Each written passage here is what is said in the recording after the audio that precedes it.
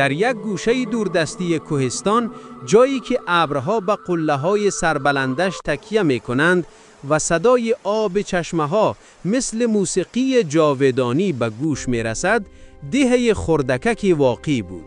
در این دهه یک زنی حلیم و مهربان به نام مریم زندگی می‌کرد. روزگار مریم با درد و زحمت‌های زیاد آغاز شده بود. وی هنوز جوان بود که شوهرش را از دست داد و با یک طفل شیرخواره در آغوش تنها ماند. نام پسرش را رستم گذاشته بود. رستم برای مریم نه تنها فرزند بلکه تمام معنای زندگی بود. مریم در آن روزهای سخت قسم خورد که پسرش را طور کمال می‌دهد که هیچگاه خود را یتیم و کمبغل احساس نکند. وی روزها در صحرا زیر آفتاب سوزان کار می‌کرد و شبها در روشنی شمع خیره برای آدمان لباس می‌دوخت. دستان نازک او از کار زیاد کفیده بودند و رویش را آژنگ‌های برمحل زیر کرده بود. اما وقتی به چهره خوابیده پسرش نگاه می‌کرد، تمام خستگی‌هایش از بین می‌رفتند. 20 سال گذشت. رستم به یک جوان قد بلند و پهلوان و زیبا تبدیل یافت. مریم با دیدن پسرش افتخار می‌کرد و شکرانه می‌گفت که زحمت‌هایش بر هدر نرفتند. وی هر یک نان گندمی را که می‌پخت اول به پسرش می‌داد و خودش با نان خشک و یک پیاله آب قناعت می‌کرد. رستم در دانشگاه شهر تحصیل کرد و صاحب وظیفه خوب شد. مادر باشد در دهه منتظر آمدن پسرش می‌نشست و هر روز راهی او را می‌پایید. روز رستم با خوشخبر به دهه آمد. وی گفت که می‌خواهد ازدواج کند. مریم از این خبر چنان شاد شد که اشک‌های شادی از چشمانش جاری شدند. وی تمام پسندازی عمرش را که در یک کوزه کهنه جمع کرده بود برآورد. این پول‌های بودند که مریم با قطع کردن نان دهانی خود جمع کرده بود. وی می‌خواست که توی پسرش بهترین توی در دهه باشد. عروس را نگاره نام داشت. نگاره دختر شهری و نهایت زیبا بود. لباس‌های قیمت‌بها می‌پوشید و با کبر سخن می‌گفت.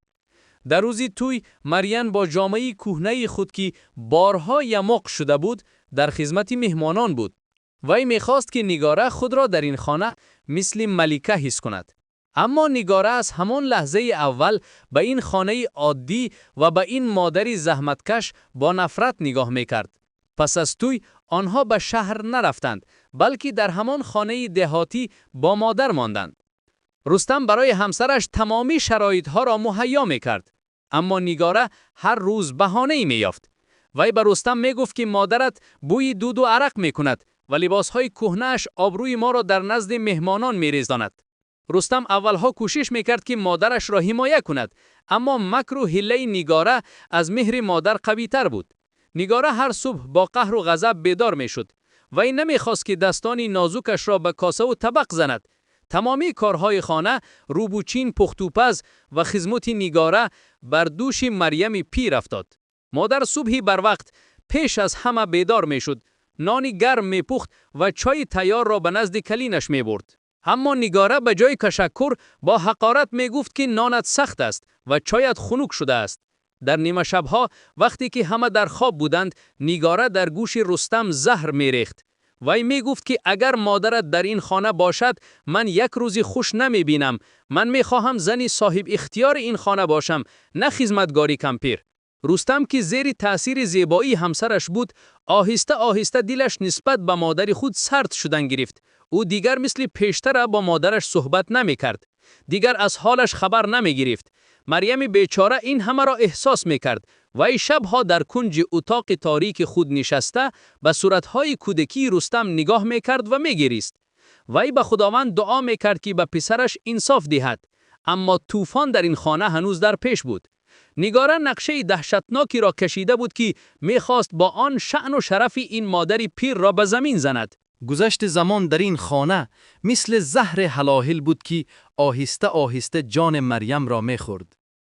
تیراماه سرد فرا رسید و بادهای تند به دهه هجوم کردند.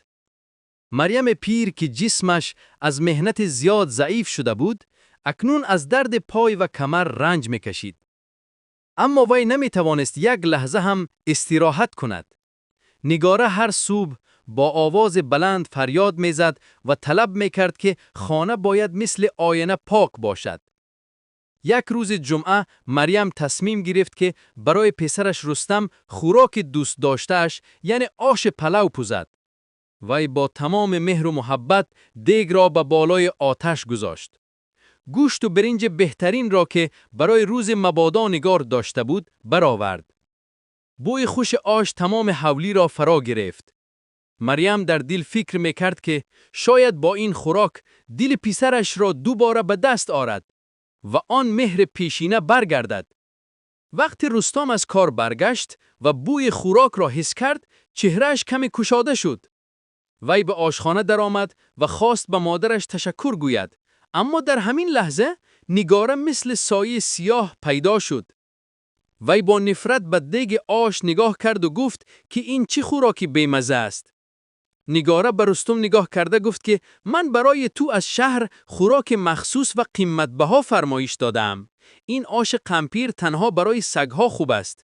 مریم از این سخنها تکان خورد. کاسه از دستش افتید و شکست. اشک در چشمانش حلقه زد. وی به رستم نگاه کرد و انتظار بود که پسرش حداقل یک بار نگاره را آرام کند. اما رستم تنها سرش را خم کرد و گفت که مادر دیگر لازم نیست که شما در نزد آتش خود را خسته کنید و بهترش به اتاق خود روید. نگاره با خنده مسخره‌بانه به مادر نگاه کرد و طبق آش را به بیرون به نزد سگ حولی برده ریخت. آن شب مریم حتی یک لقمه نان هم نخورد. وی در کنج اتاق نشسته بود و صدای خنده های نگاره و رستم را از اتاق همسایه میشنید. نگاره با آواز بلند می گفت که این خانه باید تنها برای ما باشد و مادرت مثل یک باری وزنین به گردن ما افتاده است. نگاره بر رستم پیشنهاد کرد که مادرش را به یک خانه کهنه دهه که سالها باز کسی در آن زندگی نمی کرد انتقال دهند. رستم اول راضی نشد و گفت که مردم دهه ما را طعنه میکنند و میگویند که رستم مادر خود را از خانه پیش کرد. اما نگاره با مکری زنانه به گریه سر کرد و گفت که اگر تو مرا دوست داری باید این کار را کنی. وی گفت که من حامله‌دار هستم و در این خانه با این کمپیر افلاس نمیتوانم فرزندم را کلان کنم. این دروغی نگاره رستم را کاملا تغییر داد. وی باور کرد که مادرش واقعاً مانعه خوشبختی آنهاست. روزهای بعدی نگاره با تحقیر مادر بیشتر شروع کرد. وی حتی اجازت نمیداد که مریم از ظرفهای خانه استفاده برد. برای مادر یک کاسه چوبی کهنه و یک قاشق زنگ زده جدا کرد. مریم در خانه خودش مثل یک بیگانه و یک گدا شده بود. وی هر روز مویهای سفید و دراز خود را شانه میکرد و به یاد می آورد که چگونه رستم کودکش مویهای او را بازیچه میکرد و میگفت که مادر جان شما زیباترین زن دنیا هستید. نگاره از دیدن این مویهای سفید مادر و انتظاری رستم به غضب می آمد. وی نقشه دهشتناکی را طرح‌ریزی کرد تا مریم را نه تنها از خانه بلکه از روی دنیا شرمنده کند. وی به رستم گفت که من دیگر طاقت دیدن این کمپیر را ندارم. شب وقتی که مادرت خواب است من مویهای او را میبرم تا وی دیگر جرأت نکند که از اتاقش برآید و به ما خلل رساند. رستم که عقلش را کاملا گم کرده بود تنها خاموش ماند و با این خاموشی خود اجازت این جنایت را داد. شب نحس فرا رسید. در بیرون باران شدید میبارید و آواز رعد و برق عالم را میلرزاند. مریم خسته در اتاق سرد خود به خواب رفته بود. وی در خوابش رستم کودکش را میدید که در آغوشش بود، اما در اتاق به آهستگی گشوده شد و نگاره با یک قیچی کلان و چهره دیومانند وارد شد. وی به بالای سر مادر آمد. دستانش میلرزیدند، اما نه از ترس بلکه از نفرت و حسد. نگاره اولین دسته مویهای سفید مادر را گرفت و با صدای گوشخراش قیچی آن را برید. مریم در خواب کمی تکان خورد اما بیدار نشد. نگاره با یک وحشانیت خاص تمام مویهای مادر را از بیخش بریدن گرفت. هر یک دسته مویی که به زمین می افتاد گویا یک پارچه از جان مادر کنده می شد. نگاره پس از انجام این کار با خنده پست از اتاق برآمد و مویهای بریده شده را در نزد در رستم پرتافت. وقت صبح شد و مریم از خواب بیدار شد. اولین چیزی که حس کرد سردی غیر عادی در سرش بود. وی دست به سرش برد و به جای مویهای درازش فقط پوست سرش را حس کرد. وی با آینه کهنه دیواری نگاه کرد و خود را نشناخت. یک زن پیر شکسته و بی‌زیب در آینه به او نگاه میکرد. مریم درک کرد که این کار کیست. وی نه فریاد زد و نه گریه کرد. تنها قلبش مثل شیشه‌ای که به سنگ میزنند ریزه نیزه شد. وی به حولی برآمد. رستم در حولی می نشست و به مویهای بریده شده مادرش نگاه میکرد. مریم به نزد پسرش آمد و با آواز لرزان گفت که رستم جان، آیا تو دیدی که با من چی کردند؟ رستم به جای آنکه مادرش را به آغوش گیرد و بخشش پرسد با سردی گفت که مادر خوب شد که این مویها را بریدند، چون آنها همیشه در خانه میریختند و نگاره را عصبی میکردند. این سخن آخرین تیره‌ای بود که به قلب مریم زد. مریم فهمید که دیگر در این خانه نه پسر دارد و نه زندگی. وی به اتاقش برگشت و یک بسته خردکک را گرفت. در آن بسته مویهای بریده شده اش را جمع کرد و به بدل گرفت.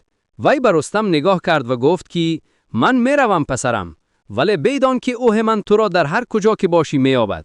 نگاره از ترزه با آنها نگاه میکرد و با ظفر خنده میکرد. مریم در زیر باران ریزه از حولی برآمد و به راه نامعلوم روان شد. این آغاز سرسانی‌های مادری بود که عمرش را برای فرزند بخشید و در عوض تنها خاری دید. اما قسمت برای نگاره و رستم نقشه‌های دیگری داشت که حتی در خوابشان هم نمی‌دیدند. مریم در زیر بارانی سرد و وزش بادی تند قدم میزد و هر یک قدمش مثل وزن کوه سنگین بود. لباسهای کهنه اش کاملا تر شده بودند و جسم ضعیفش از خنکی میلرزید. در دست آن بسته مویهای بریده اش را سخت می داشت. گویا یگانه چیزی باقی مانده از عزت و شرفش همین باشد. راههای دهه لای بودند و پایهای لوچ و خسته مادر در هر قدم می لغزیدند. وی نمیدانست با کجا می رود، ولی می دانست که دیگر به آن خانه‌ای که بوی خیانت می دهد بر نمی گردد. پس از چند ساعتی سرسانی مریم به نزد در خانه دوگانه درینش خاله صالحه رسید. صالحه زنی با ایمان و مهربان بود که سالها باز با مریم درد و غم خود را با هم می‌دیدند. مریم با دستان لرزان در را کوفت. وقتی صالحه در را باز کرد و مریم را در آن حالتی افگار و سری لوچ و تر دید، از ترس و دهشت فریاد کشید. وی مریم را زود به درون برد و نزد آتشدان شیناند. صالحه وقتی فهمید که این کار را پسر یگانه مریم و کلینش کرده اند، از خشم آتش گرفت. وی گریه کنان مویهای بریده دوگانه اش را شانه می کرد و می گفت که ای مریم، این چه ظلم است که به سر تو آوردند؟ مریم تنها به یک نقطه دیوار نگاه می کرد و خاموش بود. خاموشی او از هر فریاد گوشخراشتر بود. صالحه آن شب مریم را با لباسهای گرم پوشاند و به پسرش صالح امر کرد که صبح بر وقت تمامی کنانسالان دهه را جمع کند. صبح روز دیگر در مرکز دهه در زیر درخت چنار کهنه شورای پیران جمع شدند. همه مردم دهه از شنیدن این خبر تکان خورده بودند. رستم و نگاره را با میان جمع آمدگان آوردند. رستم با سر خم و چهره سیاه می ایستاد، ولی نگاره هنوز هم با کبر به مردم نگاه میکرد. وقتی صالحه رویمال سر مریم را برداشت و سر لوچ و مویهای بیرحمانه بریده او را به همه نشان داد، صدای نفرت مردم به آسمان پیچید. پیر دهه که موی سفید 85 ساله و صاحب احترام بود از جای برخاست. وی به رستم نگاه کرده گفت که ای ناخلف، تو چگونه جرأت کردی که به موی سفید مادرت دست زنی؟ این مویها در راه کلان کردن تو سفید شده بودند. حکم دهه چنین شد که رستم و نگاره باید در دوام 1 ساعت از دهه بیرون کرده شوند. هیچ کس حق نداشت که با آنها نان دهد یا با آنها سخن گوید. آنها از میراث پدر و مادر محروم شدند و خانه مریم دوباره به خود مادر برگردانیده شد. نگاره و رستم با شرمندگی از دیه رانده شدند. آنها به شهر رفتند و کوشش کردند زندگی نو را آغاز کنند. نگاره تمام طلاواری ها و پول های رستم را صرف می کرد. رستم در یک کارخانه ساختمانی به کار درآمد و روز و شب زحمت می کشید تا خواهش های به آخر نگاره را اجرا کند. اما لعنت مادر مثل سایه در پس آنها بود. روز رستم هنگام کار در آشیانه 20 از بالا به زمین افتاد. این حادثه زندگی آنها را کاملا دگر کرد. رستم زنده ماند ولی ستون مهرش سخت آسیب دید و هر دو پایش فلج شدند. اکنون او جوان پهلوان نه بلکه یک پاره گوشت بیجان در بالای بستر بود. نگاره وقت دید که رستم دیگر پول نمی آورد و به خدمت او نیاز دارد، چهره حقیقی خود را نشان داد. وی هر روز رستم معیوب را حقارت می کرد و به او نان خشک می داد. نگاره رستم را در یک اتاق نمناک و تاریک تنها می گذاشت و خودش با مردان دیگر به عیش و عشرت مشغول می شد. رستم در آن تاریکی خوابیده به یاد دسترخوان گرم مادر و دعاهای خیر او می افتاد. وی اکنون می فهمید که نگاره کی را داشت و او چی گوهر گرانبهایی را از دست داده است. وی با آوازی پست گریه می کرد و نام مادرش را می گرفت، ولی کسی نبود که به داد او رسد. جزای نگاره باشد باز هم دهشتناکتر بود. روزی وی هنگام شانه کردن مویهای دراز سیاهش دید که دسته دسته مویهایش کنده شده ایستادند. در دوام یک هفته تمام مویهای نگاره ریختند و سر او مثل سر مریم لوچ شد. اما این ریختن عادی نبود. پوست سر او به زخمهای گنده گرفتار شد که بوی بد می‌دادند. دکترها گفتند که این یک نمود نادری بیماری سرطان است و طبابت ندارد. نگاره که همیشه با زیبایی خود فخر می‌کرد، اکنون از دیدن خود در آینه می‌ترسید. همه دوستانش از او روی گرداندند. وی مجبور شد که برای زنده ماندن در کوچه ها گدایی کند. مردم وقت زنی بیموی و زخمدار را می‌دیدند، از او دوری می‌جستند. وی در عین جوانی به یک پیرزن ترسناک تبدیل یافت. این محض همان جزایی بود که او به مریم روا دیده بود. در این میان در ده مریم با دعای همسایه ها و کمک صالحه آهسته آهسته به خود می آمد. مویهای سفید او دوباره سبزیدند و چهرهش نورانی شد. وی هر روز به نزد در می برآمد و به روح شهر نگاه می کرد. گرچند پسرش با او ظلم کرده بود، ولی دل مادر هنوز هم برای جگربنده‌اش می سوخت. وی نمیدانست که رستم در چه حالت وزنین قرار دارد، ولی حس میکرد که کدام یک بلای به سر او آمده است. یک روز زمستان وقتی برف سفید تمام ده را پوشانیده بود، یک عرابه کهنه به نزد در مریم آمد. در بالای عرابه یک آدم لاغر و معیوب خوابیده بود که چهرهش از درد و گرسنگی سیاه شده بود. مریم با دیدن آن کس دلش تخ خورد. وی نزدیکتر رفت و با دیدن چشمان رستم از هوش رفت. پسرش به خانه برگشته بود، ولی نه آن رستم با غرور، بلکه یک حرابه انسانی که تنها برای بخشش پرسیدن آمده بود. وقتی مریم چشمانش رو گشاد، خود را در بالای بستر خودش دید. خاله صالحه در نزدش نشسته بود و با آب خنک روی او را پاک میکرد. مریم لحظه فکر کرد که آن چیزی که دید تنها یک خواب دهشتناک بود. اما صدای ناله پست و دلریش کننده ای که از اتاق همسایه می آمد به او یادرس کرد که حقیقت از هر خواب تلختر است. وی با عذاب از جای برخاست و به سوی اتاق دیگر روان شد. در روی فرش در بالای یک پلاس کهنه رستم خوابیده بود.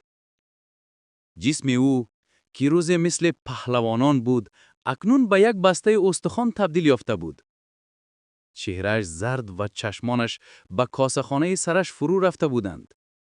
وقتی رستم مادرش را دید، اشک از چشمانش جاری شد. وی کوشش کرد که دست به پای مادرش برد، اما جسم فلج شدهش به او اطاعت نمی کرد. وی تنها توانست با آواز لرزان و خیره بگوید که مادر جان، مرا ببخشید. من گناهکارم. من بنده نفس شدم و گوهر گرانبهایم را به خاک زمین زدم. مریم به این پاره گوشت بیجان نگاه میکرد و در قلبش یک نبرد بزرگ ادامه داشت. از یک طرف آن درد بریدن مویها و خاری در زیر باران پیش شدن او را اذیت میداد. از طرف دیگر مهر مادری که خداوند در قلبش جای داده بود او را آرام نمیگذاشت. مادر به نزدش نشست و سر پسرش را با آغوش گرفت. هر دو با آواز بلند گریه میکردند. این گریه پشیمانی و بخشش بود. مریم گفت که ای فرزندم، من تو را کیها بخشیده بودم، چون دل مادر نمیتواند فرزندش را در عذاب ببیند. در این میان در شهر دوردست نگاره در حالت نهایت بد قرار داشت.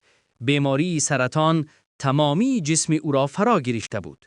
آن روی زیبا و مغروری که بار رستم را مفتون کرده بود، اکنون به یک صورتی ترسناک تبدیل یافته بود. مویهای سر او دیگر هیچگاه نسبزیدند و زخمهای سرش چنان بوی بد می‌کردند که حتی سگ‌های کوچه از او دوری می‌جستند. نگاره در یک خرابزار تنها مانده بود. نه مردانی بای و نه دوستان شهریش یگان کس از حال او خبر نمی‌گرفت. نگاره در لحظه‌های آخرین حیاتش به یاد آورد که چگونه با قیچی مویهای مادر رستم را می‌برید. وی اکنون حس می‌کرد که گویا هر یک تاری موی بریده ای مادر به یک مار تبدیل یافته جسم او را می‌خورد. وی می‌خواست فریاد زند و بخشش پرسد، اما زبانش دیگر حرکت نمی‌کرد. نگاره در تنهایی و ظلمات با دردی جانکاه از دنیا گذشت. وقتی جسد او را یافتند، کسی حاضر نشد که او را به خاک سپارد، چون بوی بدی جسمش همه را گریزان می‌کرد. عاقبت مقامات او را در یک گوریستانی بی صاحبان به خاک سپاریدند. در دهه باشد مریم تمامی هستی خود را برای نگاه و بینی رستم بخشید و هر روز پسرش را با قاشق خوراک میداد، طوری که 20 سال پیش وقتی رستم کودک بود او را نگاه و بین میکرد. رستم در بالای عرابه معیوبی می نشیست و با دستانی کفیده مادرش نگاه کرده خون می گریست. وی دیگر نمی توانست راه گردد، ولی قلبش با دعاهای مادر آهسته آهسته تسکین می یافت.